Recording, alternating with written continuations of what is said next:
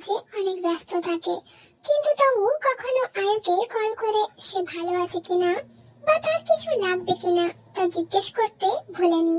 তবু যেন আয়ুর কায়ের এই খেয়াল রাখা, ফোন করা এগুলো একদমই ভালো লাগে না, কারণ সে তো জাংকুককে অনেক বছর ধরে ভালোবেসে এসেছে।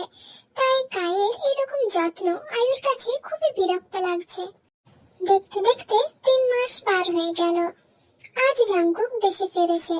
জাংকুক দেশে এসে আয়ুকে কল দিল, কিন্তু আয়ু নাকি তার নাম্বার চেঞ্জ করেছে। তাই জাংকুক আর কিছু না ভেবে আয়ুদের বাড়ি চলে যায়। জাংকুক কলিং বেল বাজাতেই রোজি এসে দরজা খুলে দেয়। এ কি, তুমি এখানে কি করছো? আন্টি, আয়ু বাড়িতে আছে। কেন, আয়ুর সাথে তোমার কি প্রয়োজন? আসলে আন্টি, আয়ুকে আমি কল করেছিলাম, কিন্তু ওর ফোন লাগেনি। ওর সাথে একটু কথা ছিল, ওকে একটু ডাকবেন? হ্যাঁ, আয়ু নাম্বার চেঞ্জ করেছে, আর 3 মাস আগে ওর বিয়ে হয়ে গেছে কায়ের সাথে, আর এখন ওরা দেশের বাইরে গেছে। বিয়ে মানে আয়ু কিভাবে অন্য কাউকে বিয়ে করতে পারে? কেন পারে না? কায় দেখতে যেমন সুদর্শন, সেরকম অনেক দায়িত্ববান। আমার মেয়ে খুব সুখে আছে কায় বাবার সাথে। এটা শুনে জাংকুকের পুরো দুনিয়া যেন থেমে গেল। সে আর কিছুই ভাবতে পারল না, শুধু একটাই কথা বলল, তুমি আমার ভালোবাসার মর্যাদা দিতে পারোনি, তুমি আমাকে ঠকালে। আয়ু, এর শাস্তি তুমি নিশ্চয় পাবে। এই বলে জাংকুক সেখান থেকে চলে গেল। দেখতে দেখতে আরো 3 মাস কেটে গেল। এই 3 মাস জাংকুক খুব বেশি কষ্ট ছিল। সারাদিন ড্রিঙ্ক করতো আর সিগারেট খেত। তার শরীর যেন আর আগের মতো নেই। জাংকুক আর কলেজেও পড়াতে যায়নি।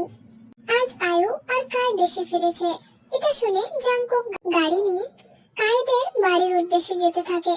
জাংকুক ড্রিঙ্ক করতে করতে ড্রাইভ করছিল। এমন সময় সামনে দিয়ে একটা বড় গাড়ি জাংকুকের গাড়িকে ধাক্কা মারে, আর গাড়িটি সেখানে পাল্টে খেয়ে যায়। গাড়ির ড্রাইভার তাড়াতাড়ি গাড়ি থেকে বার হয়ে জাংকুককে সেই গাড়ি থেকে বার করে তার নিজের গাড়িতে করে হসপিটালে নিয়ে যায়। জাংকুককে সবাই চিনতে পারলো যে এটা সুগার ভাই, তাই একজন সুগাকে কল দিয়ে হসপিটালে আসতে বলল। সুগা হসপিটালে এসে ডাক্তারকে জিজ্ঞাসা করলো, হ্যালো ডাক্তার লি, এখন আমার ভাই কেমন আছে? মিস্টার সুগা, আপনার ভাইয়ের কন্ডিশন খুবই সিরিয়াস। অ্যাক্সিডেন্টের কারণে অনেক রক্তক্ষরণ হয়েছে, আর আপনার ভাই অনেক বড় কষ্ট হয়তো নিজের মধ্যে লুকিয়ে রেখেছেন। আপনার ভাই প্রচুর পরিমাণে সিগারেট পান করেন আর ড্রিঙ্কও করেন। ওনার অপারেশন তো সাকসেসফুল, কিন্তু 72 ঘন্টার মধ্যে যদি তার জ্ঞান না ফিরে, তাহলে হয়তো উনি কোমায় চলে যেতে পারেন। প্লিজ ডক্টর লি, আমার ভাইকে সুস্থ করে দিন। ওর কিছু হয়ে গেলে আমি নিজেকে কখনোই ক্ষমা করতে পারবো না। দেখুন মিস্টার সুগা, আমরা আমাদের তরফ থেকে পুরো চেষ্টা করছি, কিন্তু উনি বড় একটা মানসিক আঘাত পেয়েছেন। তাই মিস্টার জাংকুককে পুরোপুরি সুস্থ করা একটু মুশকিল। এটা বলে ডক্টর লি সেখান থেকে চলে যায়। সুগা বুঝতে পারছে না যে জাংকুকের সাথে এমন কি হয়েছে যার জন্য সে এত কষ্টে আছে, আর জাংকুক সুগাকে বা কেন কিছু বলেনি। সুগার সাথে সাথে জেহবকে কল করলো। জেহব, তুমি একটু ফ্রি আছো? আসলে কিছু দরকারি কথা ছিল। হ্যাঁ বলো, আমি এখন ফ্রি আছি। আসলে জাংকুকের অ্যাক্সিডেন্ট হয়েছে, আমরা এখন হসপিটালে। কি? জাংকুক হসপিটালে? আমি এখনই আসছি। এই কথাটা জেনি শুনে ফেলল, তাই সেও জেহবের সাথে হসপিটালে চলে গেল। তাই জাংকুকের একটা ফটো হাতে নিয়ে কিছু বলতে লাগলো। জাংকুক, কত মাস হয়ে গেল তোমার সাথে কোনো যোগাযোগ হয়নি। খুব মিস করছি তোমাকে। আমি জানি তোমাকে আমি কখনোই নিজের করে পাবো না, কিন্তু তবু তোমাকে যে আমি আমার মন থেকে মুছে ফেলতেও পারছি না। আমি তোমাকে অনেক ভালোবাসি Jungkook. I love you Jungkook, I love you. এমন সময় জেনি থেকে কল করলো। আরে জেনি, কেমন আছিস? তে একটা বড় প্রবলেম হয়ে গেছে। কি হলো জেনি? সব ঠিক আছে তো?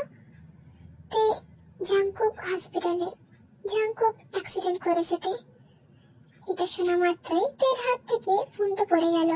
ঠিক তখনই লিসা তের রুমে এলো। তে কি হলো তোর?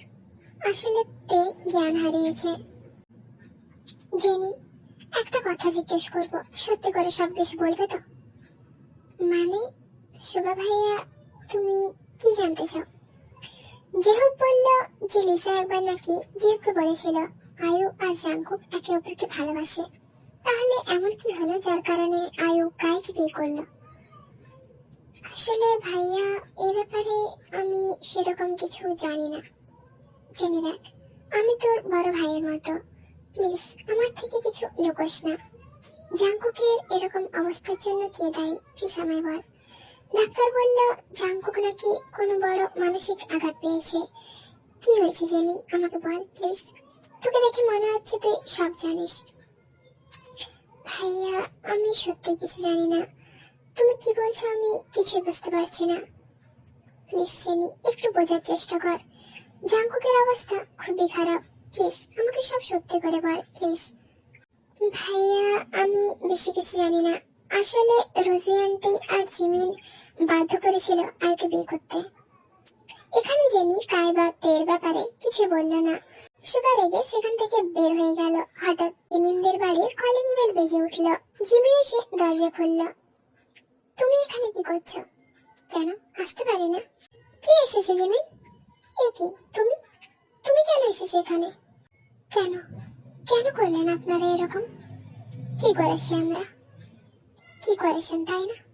প্রথমে আমার থেকে জিমিনকে দূর করলেন, আর এখন আমার ভাইয়ের থেকে আয়ুকে। কেন করছেন আপনি এরকম? কি দোষ করেছি আমরা? আমি তো তোমার সাথে কোনো খারাপ কিছু করিনি। আমি তো শুধু আমার মেয়েদের ভালো চেয়েছি। আপনার মেয়েদের সে ভালো চাওয়ার জন্য আজ আমার ভাই হসপিটালে। কি? জাংকুক হসপিটালে? কি হয়েছে জাংকুকের? অ্যাক্সিডেন্ট করেছে। কিভাবে? জানি না, কিন্তু আমার ভাইয়ের এরকম অবস্থার জন্য তোমরা দায়ী। আমি তোমাদের কাউকে ছাড়বো না। এই বলে সুগা সেখান থেকে চলে গেল। জিমিন ঘুম থেকে উঠে দেখলো রোজি তার রুমে নেই। জিমিন অনেকবার কল করেছে কিন্তু রোজি ফোন তোলেনি। এমন সময় সুগা জিমিনকে কল করলো। হ্যাঁ জিমিন, তা তা রাতের ঘুম কেমন হলো? দেখো সুগা, আমি এমনিতেই অনেক চিন্তায় আছি। আরে চিন্তা কেন করছো? তোমার মা তো আমার কাছে। মা তোমার কাছে? কিভাবে? আচ্ছা, মা ঠিক আছে তো? এখন তো ঠিক আছে, কিন্তু পরে কি হবে বুঝতে পারছি না। মানে কি বলছো এসব? কেন? বলেছিলাম না কাউকে ছাড়বো না। আমার ভাই এখন হসপিটালে, এখনো জ্ঞান ফেরেনি। যদি আমার ভাইয়ের কিছু হয়ে যায় তো তোমার মাকে তুমি আর কখনো দেখতে পাবে না। সুগা প্লিজ, এরকম কিছুই করো না। ঠিক আছে, আমি না হয় কিছু করবো না, কিন্তু তার জন্য তো তোমাকে কিছু করতে হবে। আমার ভাইয়ের জীবনটা যেরকম তোমরা নষ্ট করেছো, এবার তোমার সাথে আমি সেরকমই করবো মিসেস জিমিন।